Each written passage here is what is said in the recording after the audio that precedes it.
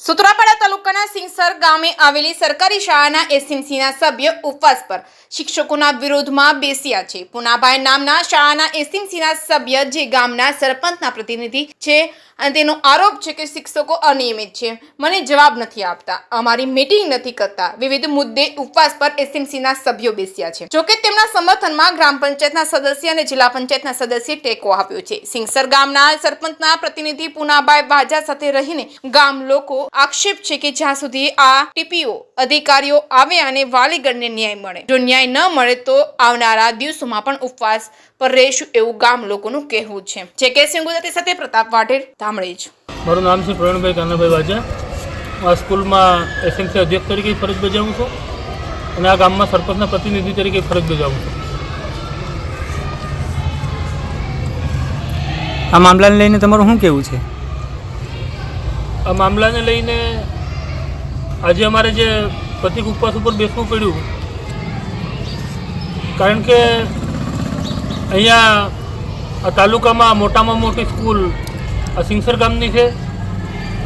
450 બાળકો છે અને બાળકોના ભવિષ્યને લઈને જ્યાં શિક્ષકોની ગેરપ્રવૃત્તિ, બાળકોને ભણાવવા નહીં, રૂમમાં બેઠું રહેવું, કોઈની વાત સાંભળવી નહીં, વાલીઓ સાથે ગેરવર્તનો કરવા, અમારા જેવા એસએમસીના અધ્યક્ષ તરીકે અને સરપંચના પ્રતિનિધિ તરીકે જો અમારી સામે પણ વાત સાંભળવા માટે તૈયાર ન હોય તો બાળકોના વાલીઓની વાત તો કેવી રીતના સાંભળે? આજે છેલ્લા 2 મહિનાથી વેકેશન ખુલ્યું છે ત્યારથી ગુરુ અને શિષ્યનો જે સંબંધો હોય એ બાળક અને શિક્ષકનો સંબંધ નથી. બધા જ વાલીઓને રોજ અહીં બાળકોને મૂકવા આવવા પડે એવી કન્ડિશન છે. એટલે બાળકો ઉપર પણ અન્યાય થાય છે. તો અન્યાયની સામે જ્યાં સુધી નિરાકરણ નહીં આવે અને કયા શિક્ષકોની બદલી અને કયા શિક્ષકો ઉપર સકારાત્મક પગલાં નહીં લેવામાં આવે ત્યાં સુધી અમારા પ્રતિક ઉપવાસ ચાલુ રહે. બેઠા આજે કાલે ટીપીઓ સાહેબની સૂચના મુજબ આજે 11 વાગે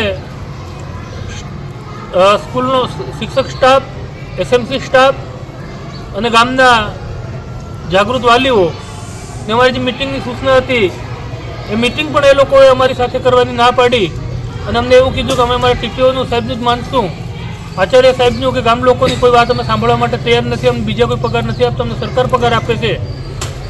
એટલે એ લોકોને પહેલી તારીખ જ દેખાય છે, પગાર જ દેખાય છે, બાળકોનું ભવિષ્ય નથી દેખાતું. એટલા માટે અમને આવો જવાબ મળ્યા પછી અમે આજે 1 વાગ્યા પછી આ ઉપવાસ ઉપર બેઠા. આ વાત ઉપર આચાર્ય સાહેબનું શું કહેવું છે?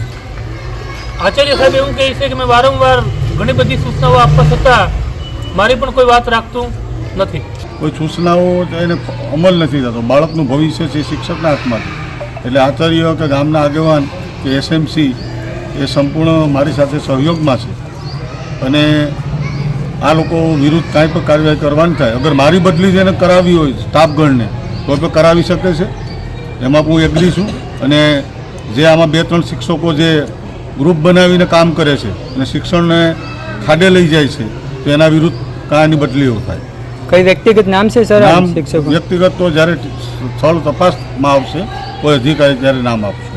એ સાથે મારા ગામ અને એસએમસી ભેગું છે. Okay, thank you.